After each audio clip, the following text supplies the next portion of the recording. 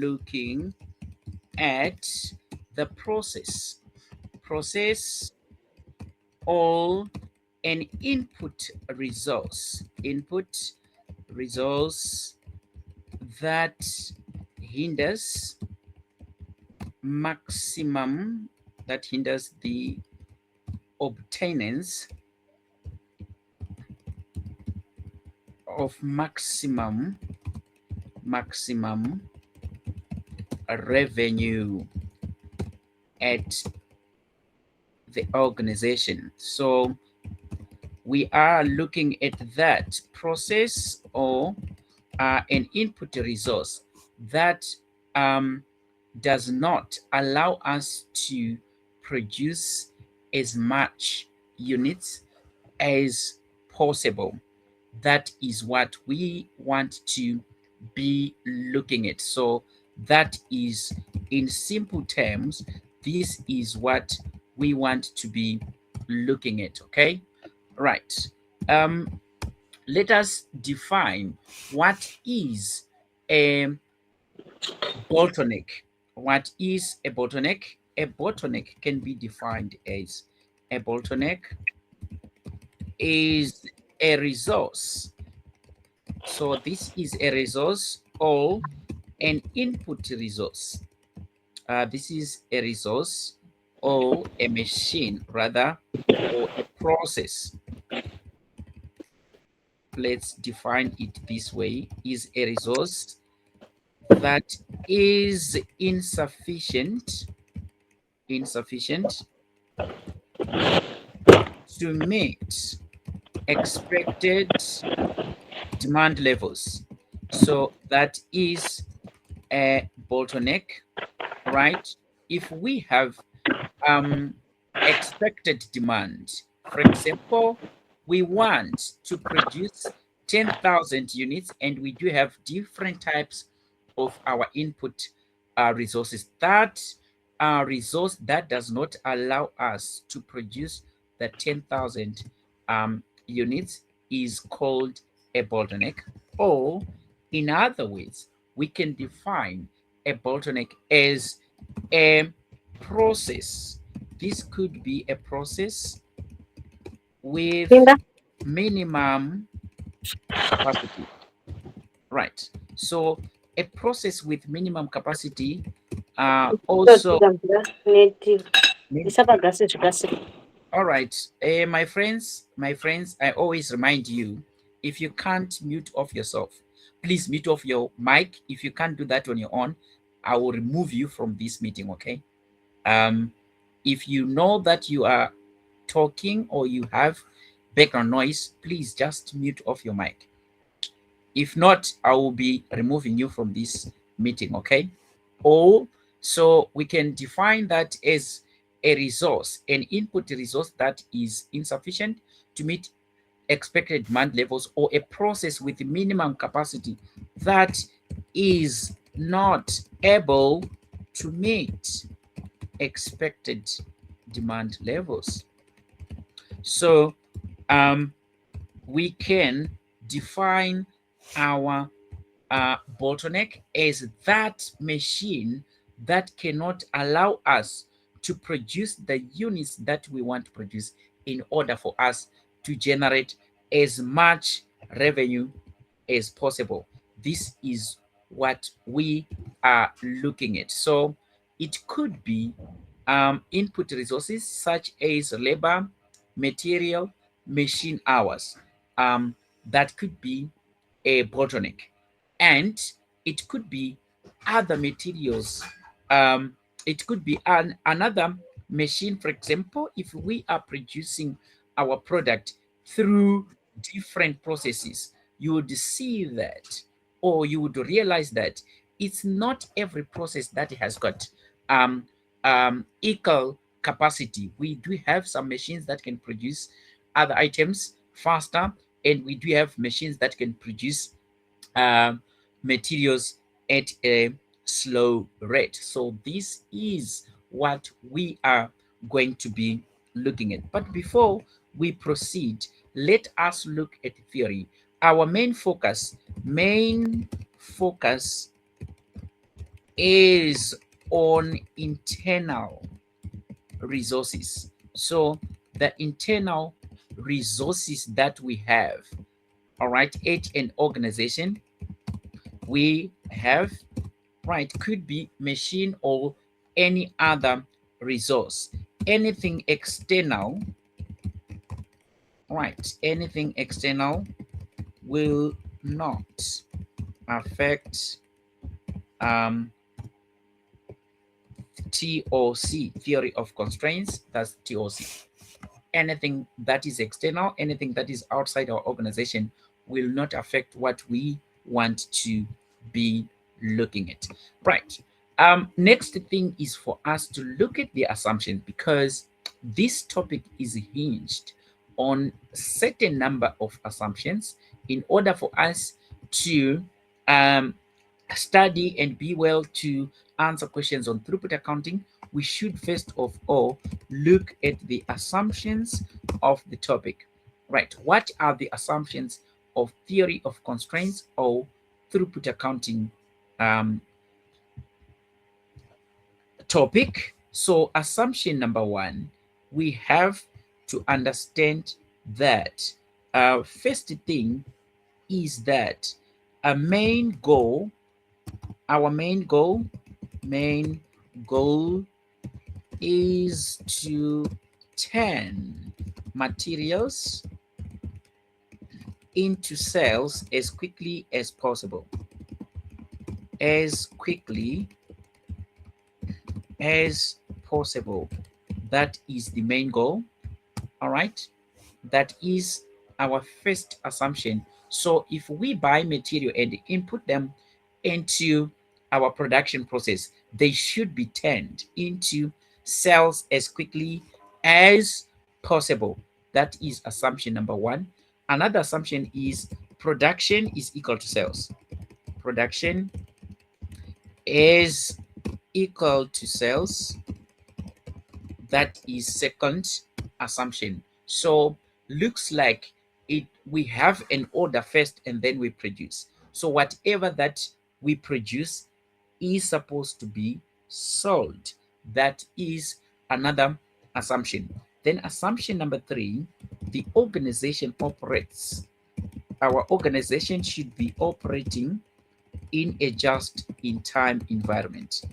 In a just-in-time environment.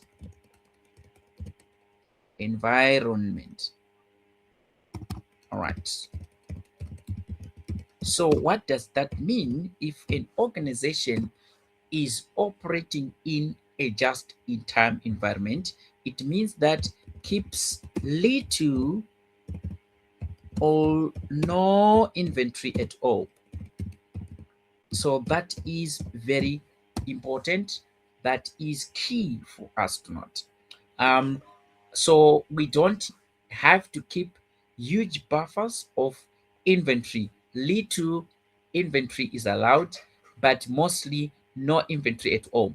We just order our inventory as we want to produce, okay? And next item that we have to look at in terms of assumptions is that material purchased. Material purchased is the only variable cost.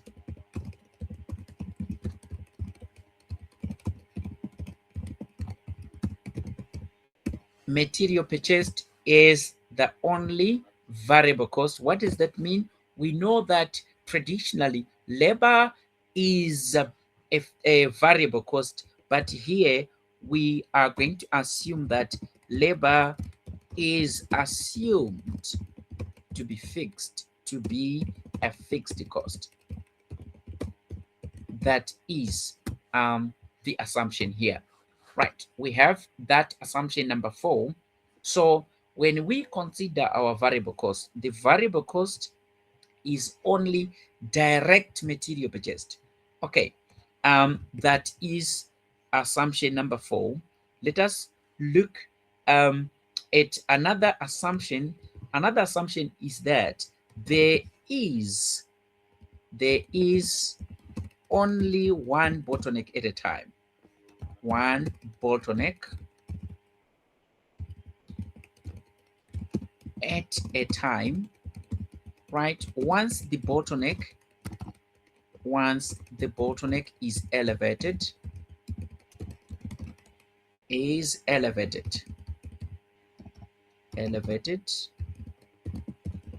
another resource, so another resource will become a new bottleneck.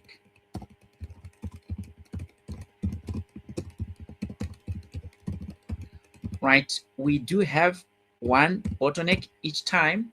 So if we have a process that is limiting us from having maximum revenue as desired by the organization, at the end of the day, this is our problem.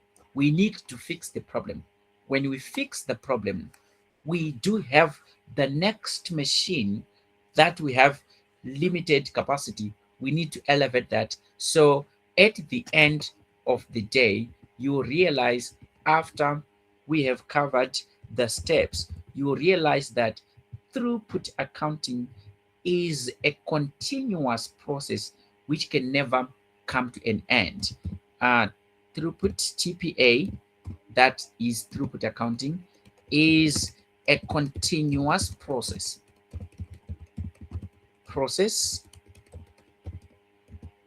which can never come to an end. So main goal, you keep on improving your processes time and again. So this is a continuous process which can never come to an end. So those are the assumptions. Let me just pause here for a moment and ask if there is any question from your end.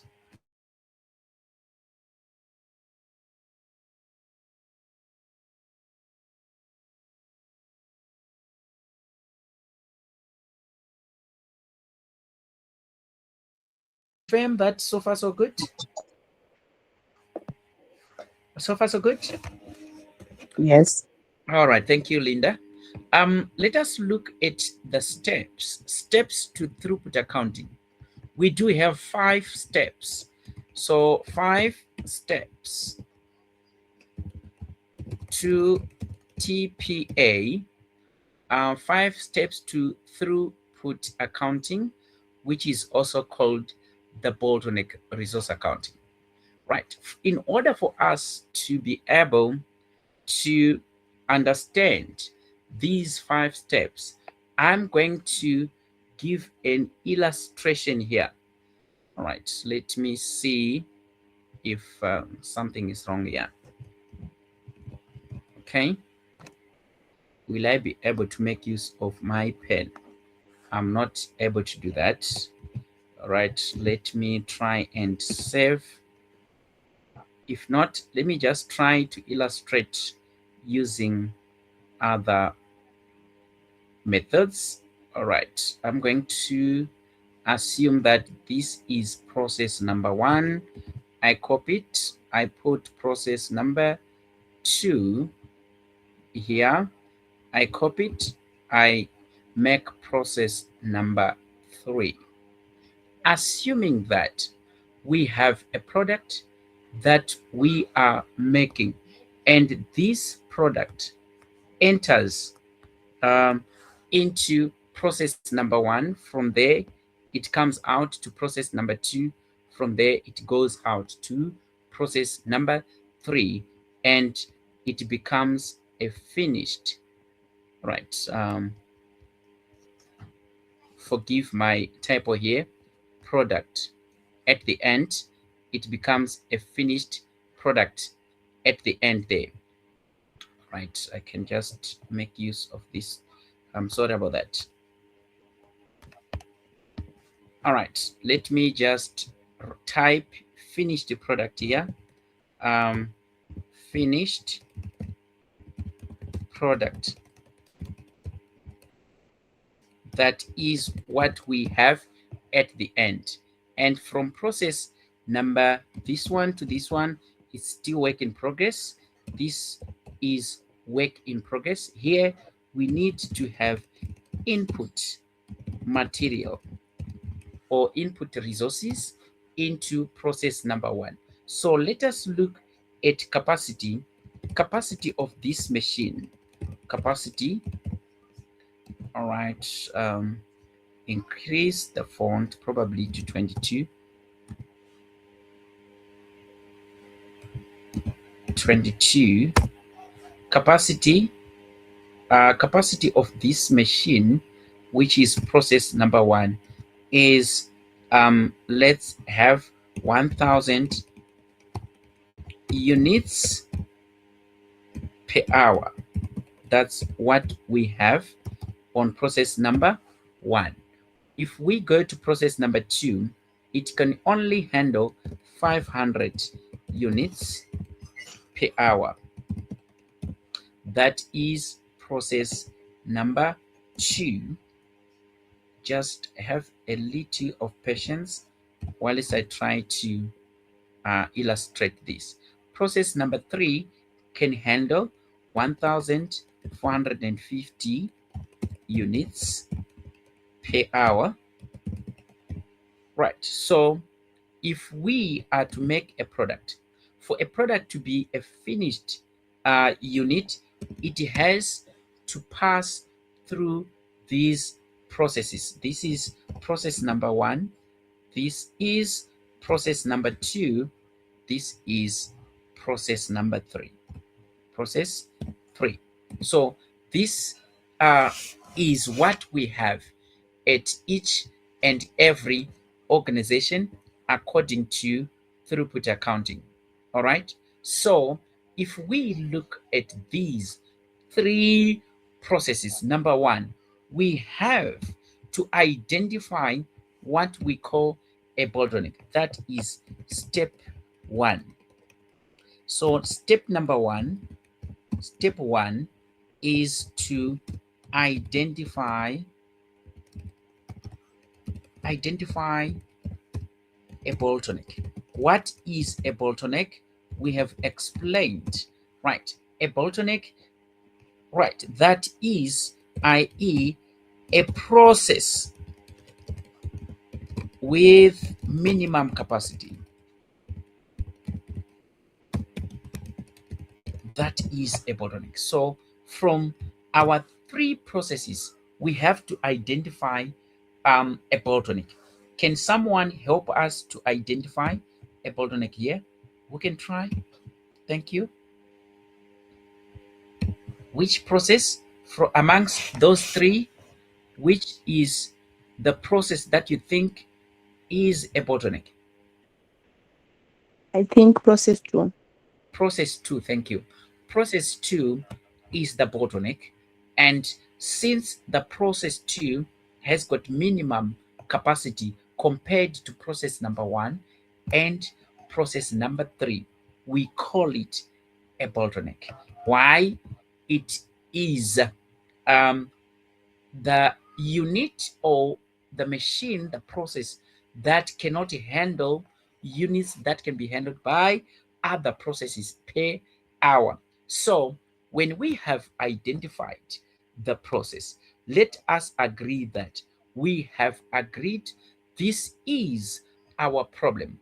Since this is our problem, our decision is going to, or our decision making is going to be hinged or centered on the bottleneck that is very key and important. Step number two.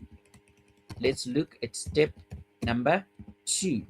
What is step number two? Since the machine two is a bottleneck, we need now to exploit the bottleneck. What is to exploit the bottleneck? Right. When we are exploiting the bottleneck, we want to make the bottleneck work at 100% full capacity, 100% capacity. Right. That is, make the bottleneck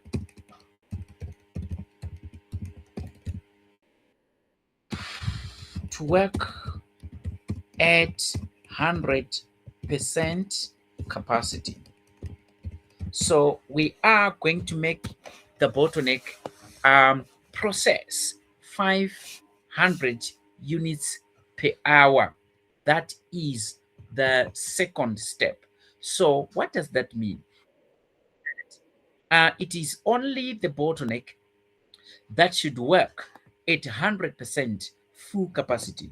Other bottlenecks, not bottlenecks, other machines, process number one and process number three should not work at full capacity. Why?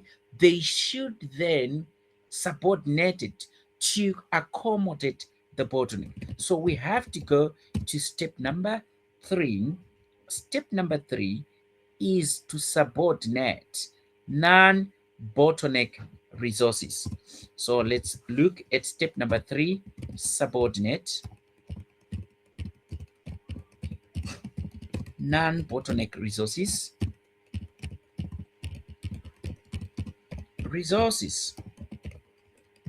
All right. Subordinate non-bottleneck resources. What is to subordinate non-bottleneck resources? That means make non-bottleneck resources work at the same capacity. Right, let me just come here. At the same capacity as the bottleneck. That is step number three. Right. If I'm to go back into our demonstration here, what does that mean? If we are to subordinate non-bottleneck resources and make this bottleneck process number three to work at full, process number two to work at full capacity, we are going to input 500 units into production. So if we input 500 units into the production, capacity of process number one is 1,000. It doesn't struggle to process those ones, right? If we go to process number two, right, it is the one uh, which pushed us to reduce the number of units that we can input into our production process. So process number two is going to work as stated by step number two at 100% capacity. And if we push the units into process number three has got much bigger capacity per hour. It doesn't struggle to process those units of 500 per hour. So this is what we have done from step number one up to step number three. So I can call step number one up to step number three temporary measures.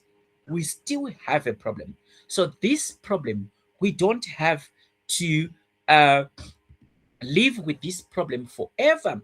We have to find solutions to increase capacity of that bottleneck. So step number four is to elevate the bottleneck. Step number four, elevate the bottleneck.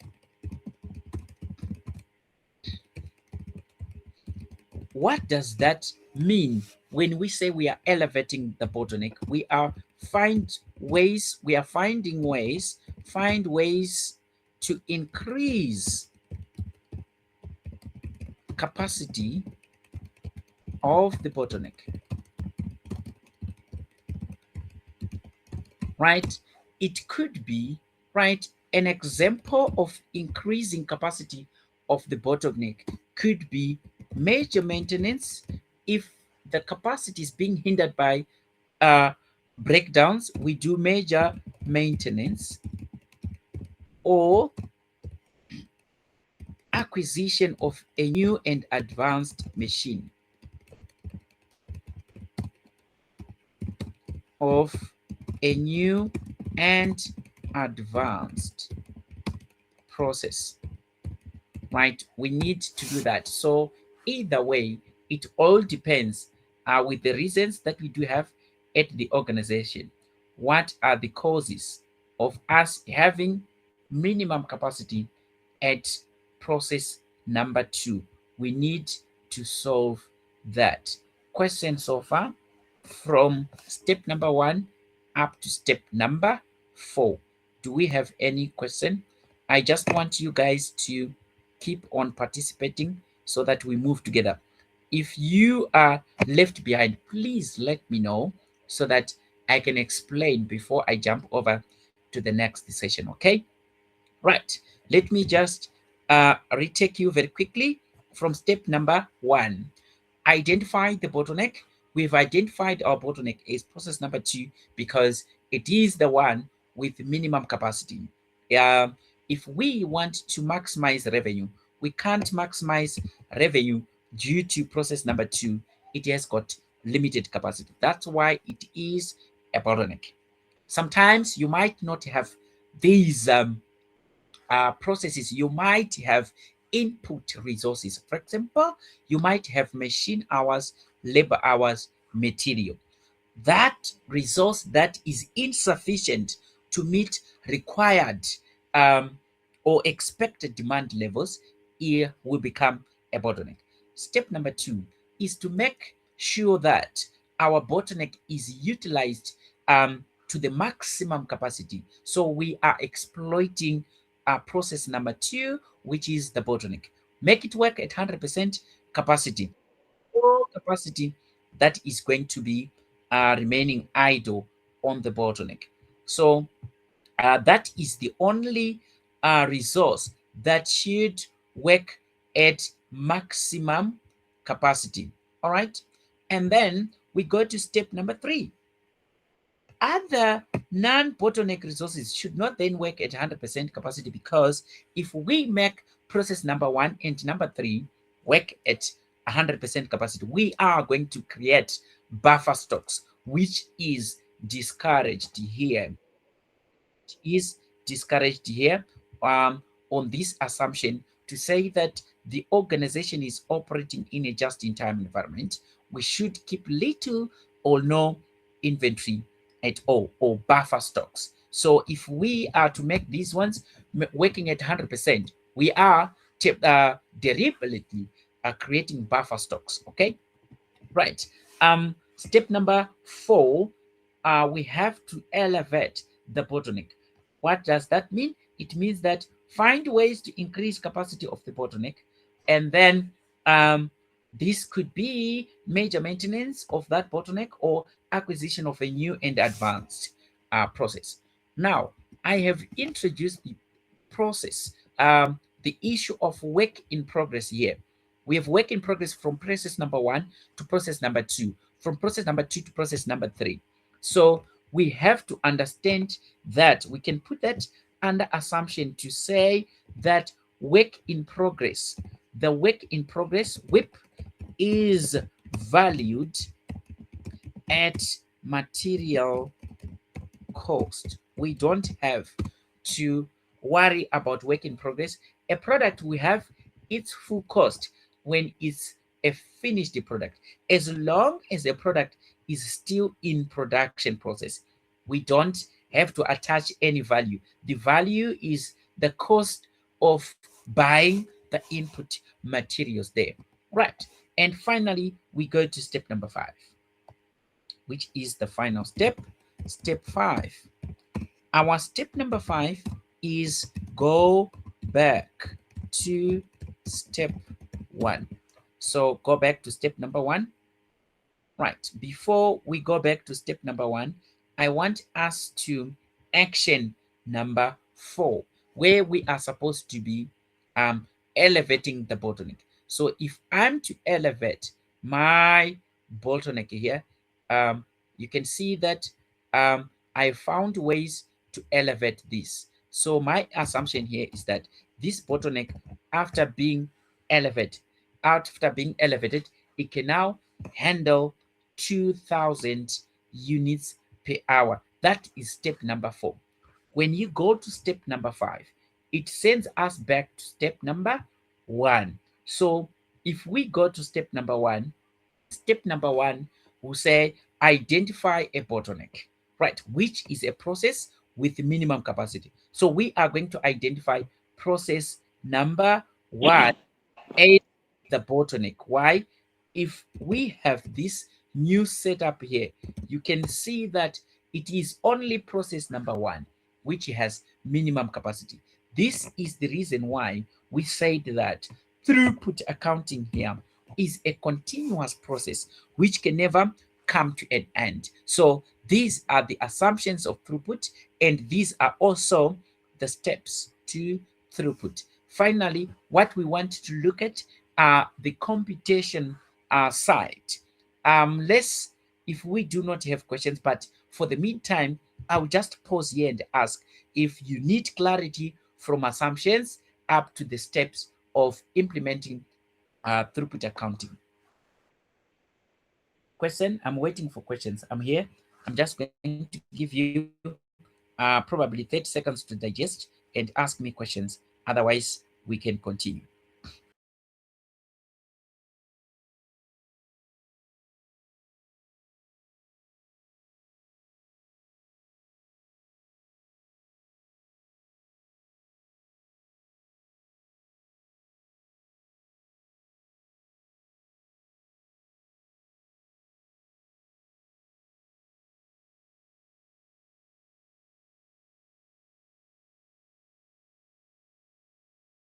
All right. No question, I assume. Let us look at the computation side. At the end of the day, um, after understanding this theoretical aspect of throughput accounting, we are supposed to know computations. Right, let's look at the computations under throughput. Right, computations of throughput accounting, TPAR. TPA, yeah, referred referring to throughput accounting, right? So if we are to compute at the end of the day, is when we do computations, at the end of the day, what is it that we need to understand? We need to determine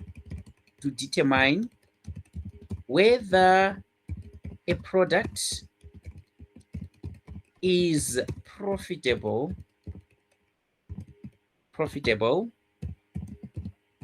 or not by using time of the bottleneck.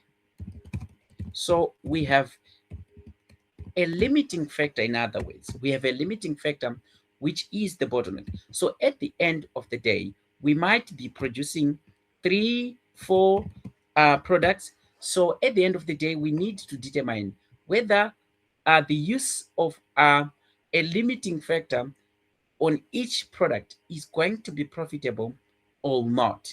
That is key to understand. So how do we find profitability? All right, profitability. Probably I may explain that later on. Okay, if we are producing multi-product situation, for example, in a multi-product situation, situation, situation, situation, right? Profitability, profitability is found using return per factory hour. Right, we need to I will explain this one as we are moving. So if we are producing 2 or more products, how do we find the most profitable product or the least profitable product? We are going to make use of what we call the return per factory hour. This is what we are going to be um, doing as we proceed. Okay. And then another thing is that interpretation. We need to interpretation of throughput accounting ratio, TPAR, which is throughput accounting ratio. We need to interpret the throughput accounting ratio. So this is what we want to just understand. So if we are to understand that, I am going to um, I'm going to present this in a unique way so that we can understand. So in order for us to determine whether a product is profitable or not by using the time of the bottleneck, what do we need to do? Traditionally, when you need to understand whether I'm making a profit or not, profit, right, versus this is not profit, we are going to have revenue. All right, I'm going to put versus here, versus cost. So if we can understand it this way, it becomes easy. So if my revenue is greater than cost, it's profit. But if my costs are greater than revenue, it's a loss. So we are going to get that one as we continue. So step number one, under the computations, calculate throughput. Calculate throughput. So calculate throughput. How do we calculate throughput? TP is equal to selling price less direct material purchased. All right. If it was under marginal costing, we could call this contribution. So the contribution under throughput accounting, we don't less labor because our assumption is that labor is a fixed cost. Right. I'm going to give an example here, e.g., right, selling price, our selling price is equal to 100, and direct material purchased, DM, direct material purchased, is $20. So that is 20, and I have my throughput here. So throughput could be this minus that. That is my throughput. Let me just try and put these ones into borders so that we can see clearly. Okay. All right. All right. This is not correct. Copy this. All right. This should be okay. So my throughput is going to be $80. That is my throughput. Then step number 2, under the revenue side, we are going to calculate what we call calculate return per factory hour.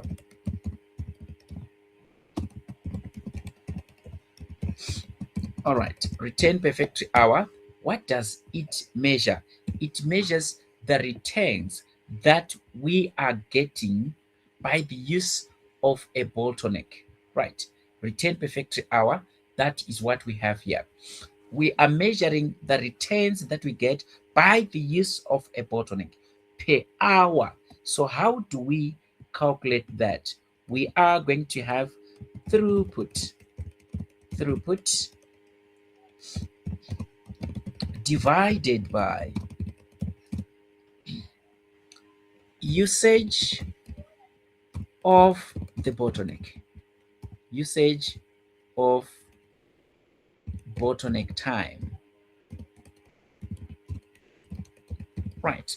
How much time of the bottleneck are we using? All right. This is what we do.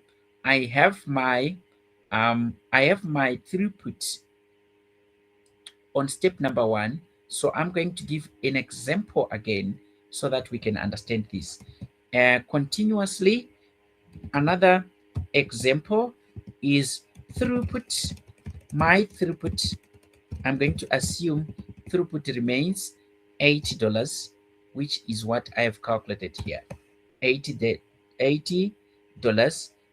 time per bottleneck. So what we need to use is the bottleneck. Time per bottleneck, I'm going to put 4 hours, probably here, 4 hours, right, 4 hours. So this product is using 4 hours of the bottleneck. So what is going to be my return per factory hour? Return per factory hour. My return per factory hour is to have my 80 divided by 4.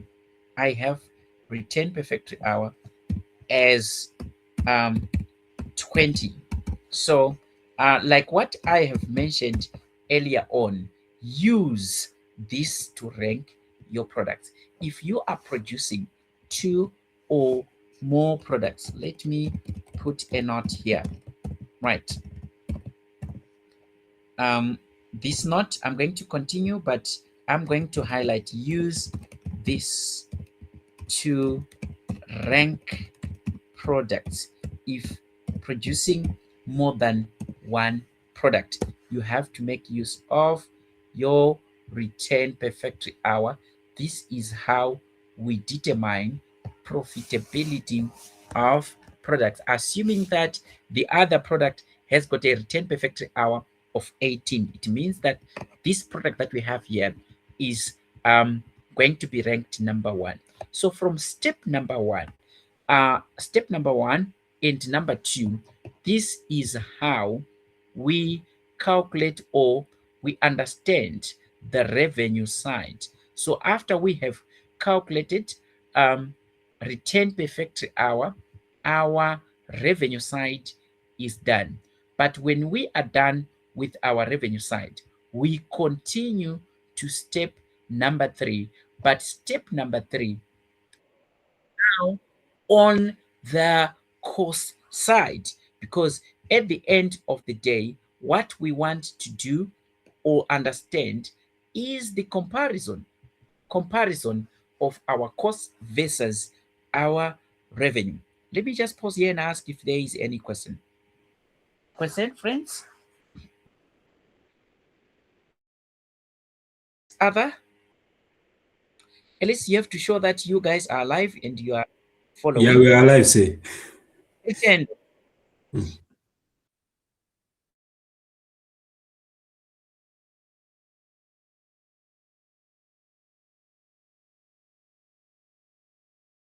it seems people are following.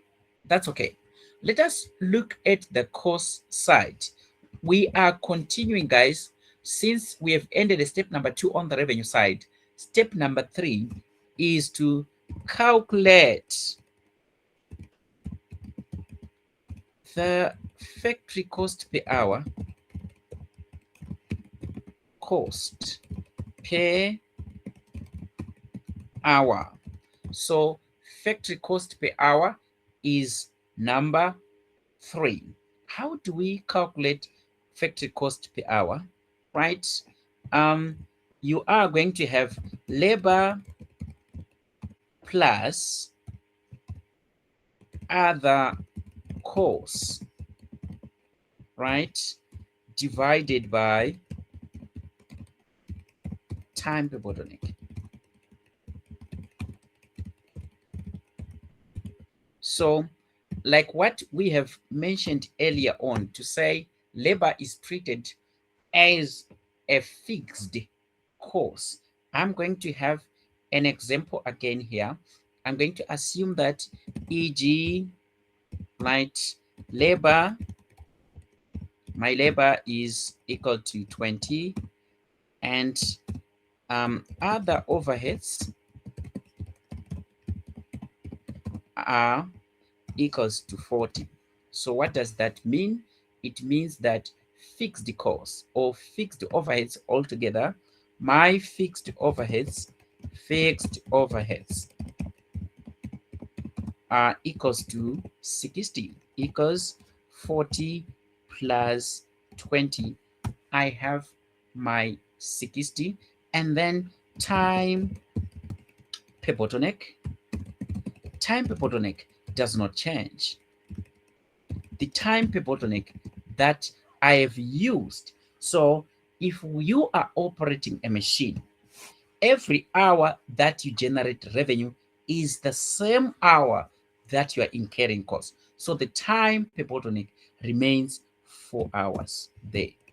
So the time, you can see that the time that I have used here, this 4 hours is the same 4 hours that I have there. So our time per bottleneck does not change. Okay, that is key and critical for us to understand. Then return, not return, factory cost per hour, factory cost per hour.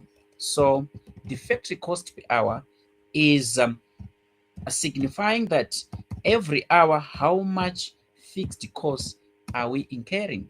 This is 15 factory cost per hour, right?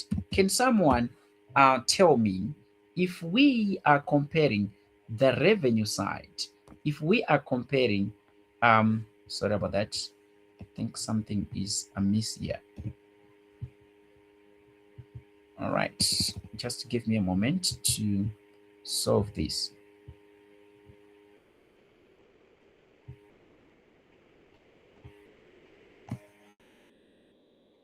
All right, I wanted to highlight this.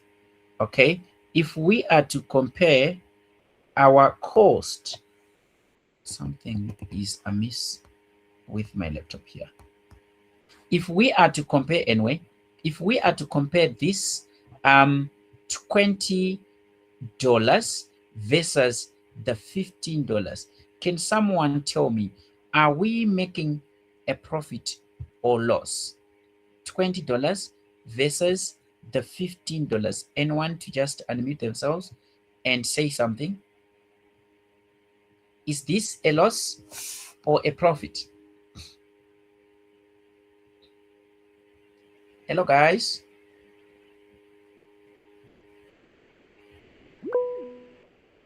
Yeah, you don't, there's no need for you, Munya, to raise up your hand. Just unmute yourself and say something.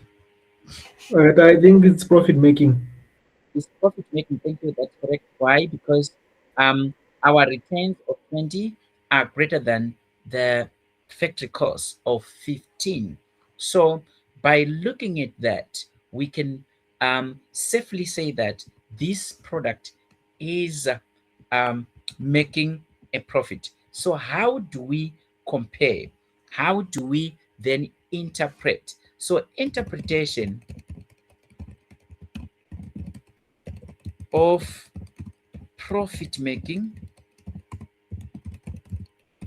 is done using throughput accounting ratio. Throughput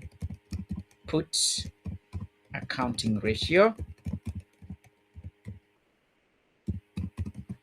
So if we want to see whether a product is profit making or not, we make use of throughput accounting ratio. That is going to be step number 4. Calculate TPAR. So we need now to understand whether the product is profit making or it's loss making. So how do I calculate that? I'm going to have return per factory hour per factory hour divided by factory cost per hour. That is what we do if we are to calculate throughput accounting ratio. That should be simple. We can do that together. We can do that together. So let us have our return per factory hour here. Return per factory hour. Return per factory hour. Our return per factory hour, we have calculated it and it's 20. And then factory cost per hour, we have calculated it and we found 15. Right, so if we calculate the throughput TPAR, throughput accounting ratio is 20 divided by 15. That's 1.33. Right. Let me border that. So this is our throughput accounting ratio. So since we have said that our return per factory hour is greater than the factory cost per hour, we can safely say that the product is profit making. Right, let me try and admit someone here. Okay. All right. This is what we have.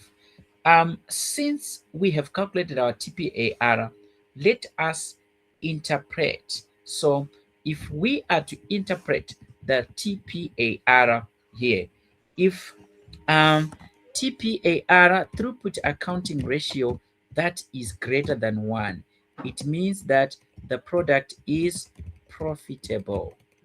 Continue making the product. So from this example that we have here, it means that 1.33, if we want to interpret it in other ways, we are saying for every dollar investment, we have 33 cents profit. That's what we have. Accounting ratio, TPAR, is equal to 1. We are going to say our product is breaking even, right? Our costs and our revenue are the same. That is the interpretation. And then another one, if TPAR is less than 1, what does that mean?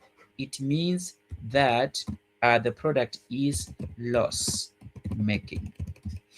That is what we have here. All right. May I please have questions before I give you a question? Any question? Any question, guys? I'm waiting for questions. Right. If there is no question, let me try and bring a question here that you can do for me very quickly, and then we move to the next item. All right. Let me try. Just hold on a moment. Just hold on a moment.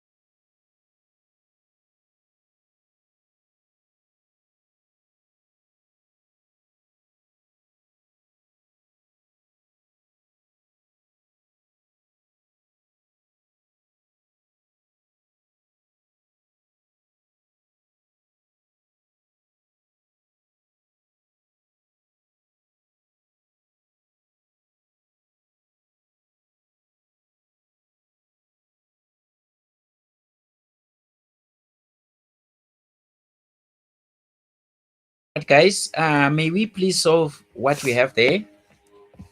Sorry for the delay. Can we just try and follow this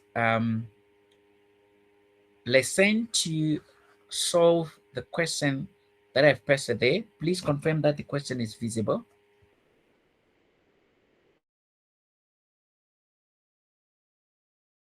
It is visible. Thank you. May we just solve and drop your answer in the chat box as I'm waiting.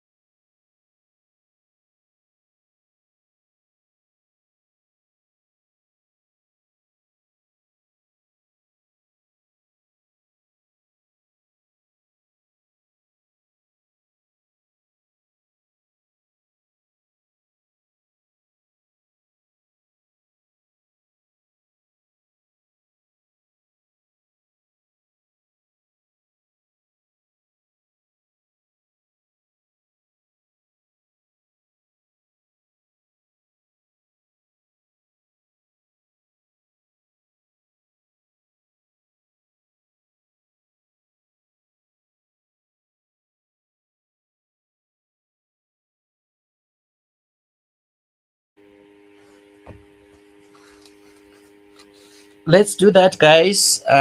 We quickly revise and move on to the next.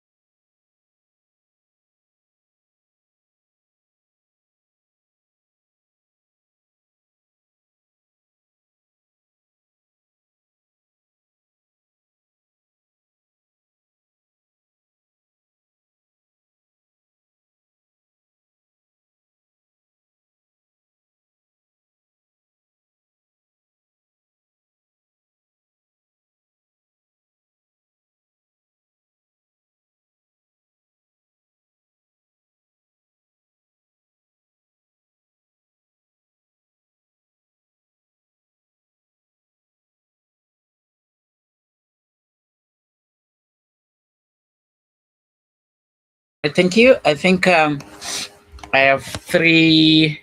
Let me just check. Yeah, I got three. My response into the chat box. I think they're enough in order for us um, to proceed. Let's do this question together. And those who got 1.33, the answer 1.33 is here. So let's see if it is the correct answer or not. Okay, a company manufactures a product which requires 4 hours per unit of machine time, and machine time uh, is a bottleneck resource as there are only 10 machines which are available for 12 hours per day, 5 days per week. The product is a selling price of 130 per unit. Direct materials cost what, 50 per unit. Labor costs $40 per unit, and factory overheads cost 20 per unit. These costs are based on weekly production and sales of um, 150 units. So first thing is to identify the time per bottleneck, which is 4 hours. Right, I'm going to show you another trick that you can actually make use of. What you have done is correct, but if you want to get your answer very quickly, I'm going to explain. So throughput my TP here, throughput is equal to my product is selling at 130 minus direct material cost per unit is 50. I have my throughput here, which is 80, and straight away I get my factory cost. Right, I skip return per factory hour. I also skip the process of us calculating the factory cost per hour. Why? Because in order for us to calculate the return per factory hour, we are dividing by 4. In order for us to calculate the factory cost per hour, we are dividing by 4. So 4 and 4 is the common denominator there. 40 plus 20. I have my 60 there. So straight away, TPAR, mathematically, it should come out as 80 divided by 60, which is 1.33 here. All right, if I'm to put that into 2 decimal place, let's see how to HK. Right, 1.33 is the correct answer. So we need to develop this skill for our exam to come up with an answer as quickly as possible, like that. Any question? Right, any question before um, we write concluding remarks on throughput accounting? Right, any question, any burning issue, any contribution, any question to this example that we have here? No question, I assume. Right, in most cases now, we should know how to improve TPAR. How are we supposed to be in a case that we want to improve throughput accounting ratio? How can we achieve that? Okay, right. First thing, if we want to increase throughput accounting ratio, we are going to increase the selling price. So if we increase the selling price, um, right, we can increase our selling price from 130 there to 150, everything else being constant. You can see that our throughput accounting ratio has improved, right? And another item is to reduce material costs, right? If we reduce our material costs, let's revert back to 130.